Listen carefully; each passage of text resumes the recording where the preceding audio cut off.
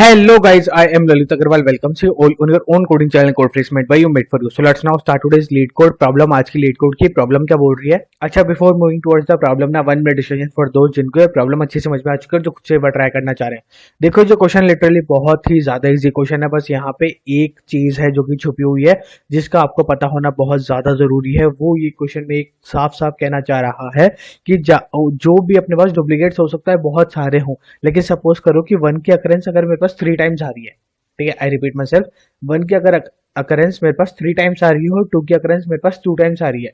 ठीक है, तो रिपीट तो 2 भी है और रिपीट 3 भी है. सॉरी, रिपीट 2 भी और रिपीट 1 भी है. ठीक है, हाँ. तो आप रिटर्न क्या करवाओगे? आप यहाँ पे रिटर्न सिर्फ और सिर्फ होगा 1, क्योंकि बहुत ज्यादा रिपीटेटिव कौन सा है बोला, मोस्ट अकरिंग कौन सा हो गया, मोस्ट अकरिंग हो गया 1. ठीक है, तो आपको मोस्ट अकरिंग पे फोकस करना है. अब मोस्ट अकरिंग पे फोकस कर लिया. आप सपोज करो यहाँ पे क्या हुआ कि 3 बार ना 1 भी 3 टाइम्स आ रहा था और 3 भी 3 टाइम्स आ रहा था सपोजिंगली. तो अब यहाँ पे आप क्या रिटर्न कराओगे? अब यहाँ पे आप दोनों रिटर्न कराओगे, 1 भी और 3 भी. और इसका ऑर्डर कोई भी मैटर नहीं करता, किसी भी ऑर्डर में आप रिटर्न करवा सकते हो. जिसको इसकी वजह से काफी टेस्ट केस हो सकता है फेल हो रहे हो, तो इसके ऊपर थोड़ा सा ध्यान दो. और उसके बाद में लिटरली क्वेश्चन बड़े आराम से हो जाएगा. एक छोटा सा हिंट और है कि इसके अंदर इन ऑर्डर ट्रैवर्सल यूज कर लेना, उसके बाद आराम से हो जाएगा. कोई सा भी कर सकते हो वैसे तो, in order, pre order, post order सबसे हो सकता है, बट सबसे इजी कौन सा पड़ेगा? In order. इसके बारे में थोड़ा सा सोचो और लिटरली क्वेश्चन बड़े आराम से हो जाएगा. अच्छा, जिसको क्वेश्चन ही समझ में नहीं आया उनको टेंशन लेने की कोई जरूरत नहीं है. सबसे पहले तो अपन बड़े आराम से समझने वाले हैं कि क्वेश्चन कहने का चाह रहा है, उसके बाद में इसकी अप्रोच बिल्ड करेंगे and then finally will move towards its implementation. तो समझाए पे क्वेश्चन कहने का चाह रहा था. क्वेश्चन में ना अपने को एक बाइनरी ट्री के रूट दी हुई होगी. बोला ठीक है, तो इसकी रूट कौन सी होगी? बोला रूट हो गई 1. बोला ठीक है, सिंपल सी बात है, 1 है. अब 1 के अपने को लेफ्ट में क्या दिया हुआ है? बोला नल दिया हुआ है. बोला कौन सी बात है, नल का मतलब क्या हो गया कि कुछ भी नहीं दिया हुआ. बोला ठीक है, छोड़ दो.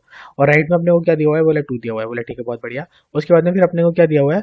2 के लेफ्ट में अपने पास क्या है? 2 है. समझ में आ गई ये बात?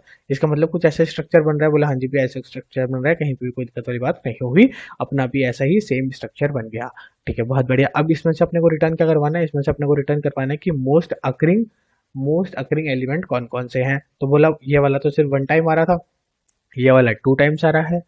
ठीक है, हाँ. तो मोस्ट अकरिंग कौन सा हो गया? ये टू वाला हो गया. बोला हाँ जी भैया, तो अपन क्या रिटर्न करा देंगे? 2, जिसमें कहीं पे भी कोई डाउट नहीं होना चाहिए. अब अपन इसके ऊपर ट्रैवर्सल कैसे करेंगे, इसको कोड कैसे करेंगे? अभी अपन ने यहाँ पे कैसे देगा कि अपन ने स्टार्ट कहाँ से किया है? स्टार्ट हमेशा हर पॉइंट ऑफ टाइम पे अपन ने कहाँ से किया है? रूट नोड से ही किया है. अच्छा, इसके अंदर एक और बहुत सही चीज है. वो सही चीज क्या है कि ये बाइनरी ट्री के कंसेप्ट को फॉलो करेगा ही करेगा. बाइनरी ट्री का कंसेप्ट क्या कहता है कि लेफ्ट में हमेशा या तो इक्वल वैल्यू आएगी, हाँ, या फिर लेसर वैल्यू आएगी. समझ गए इस बात को? इक्वल या फिर लेसर. राइट में क्या होएगा? या तो इक्वल या फिर ग्रेटर. समझ गए इस बात को? बोला हाँ जी भैया, दोनों में से एक ही वैल्यू आएगी. कभी भी यहाँ पे राइट में लेसर वैल्यू नहीं आ सकती और साथ ही साथ में लेफ्ट में क्या हो सकता है? ग्रेटर वैल्यू नहीं आ सकती. समझ गए? ये पहला कंसेप्ट तो ये है. दूसरी बात कि लेफ्ट में हमेशा 1 से छोटी ही रहेगी. कभी भी पूरे लेफ्ट में जाओगे आप 1 से छोटी ही रहेगी. मतलब लेफ्ट में गए आप, यहाँ पे सपोज करो एक और 1 आ गया. ठीक है, तो अब आप क्या सोचोगे कि इसके 1 के राइट में यहाँ पे 2 लगा देते हैं. बोला नहीं, ये पॉसिबल नहीं है. क्यों? क्योंकि अब ओवरऑल किसके लेफ्ट में चल रहा है? 1 के. ठीक है, ये बात मत भूलना. बोला हाँ जी भैया, ये बात नहीं भूलिए, कोई दिक्कत वाली बात नहीं है. बाइनरी के कंसेप्ट, बेसिक कंसेप्ट अपने को पता होने चाहिए. बोला ठीक है, क्लियर हो गई ये बात. यहाँ पे कहीं पे भी कोई दिक्कत वाली बात नहीं है. अब अपन इसको सॉल्व कैसे करेंगे? अपन सिंपल से काम करेंगे. अपन क्या करेंगे कि इसको सबसे पहले अपन इस पूरे को अपन एक अनऑर्डर्ड मैप में इसकी फ्रीक्वेंसी ले लेंगे. ठीक है, तो अपन ने क्या किया? 1 की फ्रीक्वेंसी ले ली. बोला ठीक है, 1 की फ्रीक्वेंसी 1 आ गई है और 2 की फ्रीक्वेंसी क्या आ चुकी है? बोला 2 आ चुकी है. सिंपल सी बात है. हाँ, अपन ने अनऑर्डर्ड मैप में इसकी फ्रीक्वेंसी इसको ले लिया. कोई सा भी ऑर्डर लगाओ, फर्स्ट ऑर्डर लगाओ, प्री ऑर्डर लगाओ, इन ऑर्डर लगाओ, कुछ भी लगा के बस आपको सबकी फ्रीक्वेंसी काउंट करनी है, सबके ऊपर ट्रैवर्स करना है. कर लिया? बोला हाँ जी भैया, कर लिया, कहीं पे भी कोई दिक्कत वाली बात नहीं हुई. ठीक है, इन ऑर्डर में क्या होता है? सबसे पहले अपन लेफ्ट पे जाते हैं. बोले ठीक है, इसके लेफ्ट मतलब सबसे पहले अपन जाएंगे इसके लेफ्ट पे, हाँ, फिर इसके ऊपर, ठीक है, रूट के ऊपर, और फिर जाते हैं रूट के राइट के ऊपर. बोला ठीक है. ऐसे ही प्री ऑर्डर पोस्ट ऑर्डर भी होता है, आपको पता होगा. ठीक है, बहुत बढ़िया. आपको बेसिकली ट्रैवर्स करना था, आपने कर लिया.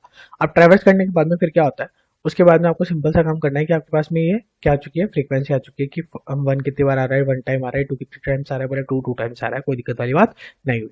उसके बाद में फिर आपको इस पूरे के ऊपर ट्रैवर्स करना और निकालना है कि मोस्ट मतलब सबसे ज्यादा अकरिंग कौन सी फ्रीक्वेंसी है बोला, ठीक है। तो सबसे ज्यादा अकरिंग कौन सी हुई बोला, 2 हो गई अपनी, कहीं पे भी कोई दिक्कत वाली बात है बोला, नहीं भैया कहीं पे भी कोई दिक्कत वाली बात नहीं है, अपनी मोस्ट अकरिंग 2 है बोला, ठीक है। फिर आपको क्या करना है कि अब बस ये देखना है, वापस एक बार इस पूरे के ऊपर ट्रैवर्स करना है और ये देखना है कि 2 की फ्रीक्वेंसी कहाँ किस किस एलिमेंट पे आ रही है। 2 की फ्रीक्वेंसी सिर्फ 2 पे आ रही है तो अपन सिर्फ 2 को रिटर्न कराएंगे, नहीं तो जितने पे भी आ रही होती है अपन उन सबको रिटर्न करा देते हैं बोला। इतना सिंपल है बोला, एक्जैक्टली इतना सिंपल है। देख लेते हैं यहाँ पे, आओ देखो, ये अपना मेन फंक्शन था बोला, हाँ जी भैया। इसके अंदर आते ही अपन ने एक इन ऑर्डर नाम का फंक्शन कॉल कर दिया, उसको दिया कि अपन ने पास क्या किया, एक रूट पास किया है। रूट क्या था, रूट जो है बाइनरी ट्री का रूट है बोला, ठीक है, कोई दिक्कत वाली बात नहीं है, अपन ने वो उसको पास ऑन कर दिया, ठीक है। अब यहाँ पे आओ, यहाँ पे आते ही अपन ने क्या बोला, यहाँ पे आके अपन ने सिंपल सी बात बोली कि जो रूट है, अगर रूट नल नहीं है, मतलब रूट में अगर ऑफकोर्स से बात है कोई सी भी वैल्यू प्रेजेंट है, तो अपन क्या करेंगे, रूट के लेफ्ट में जाएंगे और रूट के लेफ्ट के लिए सेम फंक्शन को कॉल कर देंगे, ठीक है। हाँ, और फिर बाद में अपन रूट के ऊपर जाएंगे, रूट की वैल्यू को अपन अपने अनऑर्डर्ड मैप की फ्रीक्वेंसी में एक उसकी फ्रीक्वेंसी को प्लस प्लस कर देंगे बोला, ठीक है। और फिर अपन क्या करेंगे, इनऑर्डर्ड मैप के राइट में भी जाएंगे और राइट में भी जाके ये इसी सेम फंक्शन को वापस कॉल कर देंगे। सिंपल सी बात है बोला, हाँ जी भाई सिंपल सी बात है। तो यहाँ से बेसिकली क्या हो जाएगा, सबके अपने पास फ्रीक्वेंसी काउंट होकर आ जाएगी। अब इस पॉइंट ऑफ टाइम ड्यूरेशन पे अपने पास सबकी फ्रीक्वेंसी काउंट हो चुकी है और कहाँ पे स्टोर हो चुकी है, एक अपन ने ग्लोबली मैप बना रखा था यू मैप, उसके अंदर स्टोर हो चुकी है, अनऑर्डर्ड मैप है यू मैप का मतलब और कुछ भी नहीं है, नेमिंग कन्वेंशन है बोला, ठीक है। फिर यहाँ पे अपन ने क्या बोला, अपना जो फाइनल आउटपुट होगा, जो भी अपना रिजल्ट है, वो अपन उसके लिए अपन ने एक वेक्टर ऑफ इंट बना दिया जो कि अपन रिटर्न करा रहे होंगे बोला, ठीक है। अपन ने इनिशियली मैक्सिमम काउंट क्या लिया है, माइनस का 1, अपने को नहीं पता कि मैक्सिमम काउंट क्या प्रेजेंट है, इसलिए अपन ने 1 ले लिया है बोला, ठीक है, बहुत बढ़िया। फिर उसके बाद में अपन ने एक फोर का लूप इनिशिएट किया, फोर का लूप किसके ऊपर ट्रैवर्स कर रहा है, अनऑर्डर्ड मैप के ऊपर, जितनी भी उसके अंदर की वैल्यू पेयर्स है उन सब के ऊपर ट्रैवर्स कर रहा है बोला, ठीक है। तो यहाँ पे आके उसने क्या बोला कि ए डॉट सेकंड में क्या है, सेकंड में क्या होता है, फ्रीक्वेंसी है बोला, ठीक है, सेकंड में फ्रीक्वेंसी है, कोई दिक्कत वाली बात नहीं है। तो उसने बोला कि जिसकी भी फ्रीक्वेंसी मैक्सिमम काउंट से बड़ी हो तो मैक्सिमम काउंट को अपडेट कर दो बोला, ठीक है। तो हर पॉइंट ऑफ टाइम पे जब जब भी इसकी फ्रीक्वेंसी बढ़ी आती रहेगी, मैक्सिमम काउंट अपडेट होता रहेगा और अपने पास लास्ट में आ जाएगा कि अपने पास मैक्सिमम काउंट वाली फ्रीक्वेंसी कितनी है बोला, ठीक है, मतलब मैक्सिमम काउंट फ्रीक्वेंसी कितनी है बोला, ठीक है। तो मैक्सिमम फ्रीक्वेंसी आ चुकी है बोला, हाँ जी में। फिर अपन ने वापस एक फोर का लूप ट्रैवर्स किया और अब अपन ने बोला कि ठीक है, मैक्सिमम फ्रीक्वेंसी आपकी जो भी थी, जो भी मैक्सिमम फ्रीक्वेंसी थी, उस फ्रीक्वेंसी वो फ्रीक्वेंसी पे जितने भी एलिमेंट्स प्रेजेंट है उन सबको क्या करो, रिजल्ट के अंदर पुश बैक करा दो, लास्ट क्या करा, और रिजल्ट को रिटर्न। आई होप आपको अच्छे समझ में आ गया होगा, लिटरली बहुत ही ज्यादा इजी क्वेश्चन था, कहीं पे भी कोई दिक्कत वाली बात नहीं थी।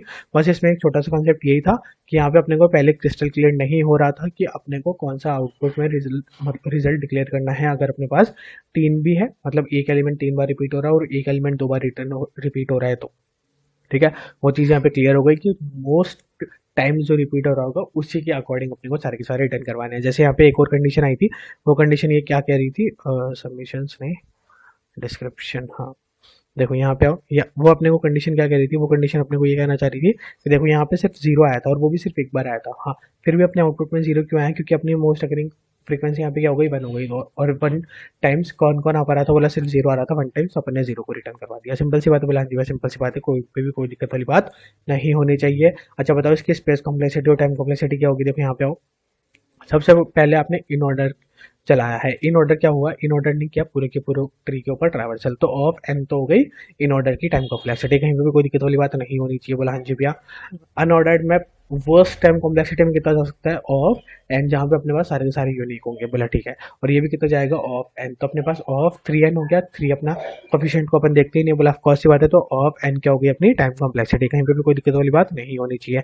अब बात करते हैं अपनी स्पेस कॉम्प्लेक्सिटी की, तो स्पेस कॉम्प्लेक्सिटी कितनी होगी, बोला हाँ जी भैया, वो भी अपनी कितनी होगी, यहाँ पे वर्स्ट स्पेस कॉम्प्लेक्सिटी क्या हो सकती है, ऑफ 2n, तो 2 को तो अपन देखते नहीं है, तो वो ऑफ n तो अपनी क्या हो गई, अनऑर्डर्ड मैप की हो गई स्पेस कॉम्प्लेक्सिटी। और उसके बाद में फिर अपन ने क्या किया, रिजल्ट भी स्टोर कराया, तो रिजल्ट भी वर्स्ट केस में क्या हो सकता है, ऑफ n, तो of n plus n 2n ही होता है, जिसका अपन 2 हटा देंगे तो लास्ट में अपना क्या हो जाएगा, ऑफ n अपनी क्या होगी, स्पेस कॉम्प्लेक्सिटी। आई होप आपको अच्छे से समझ में आ गया होगा। Thank you, thanks for watching.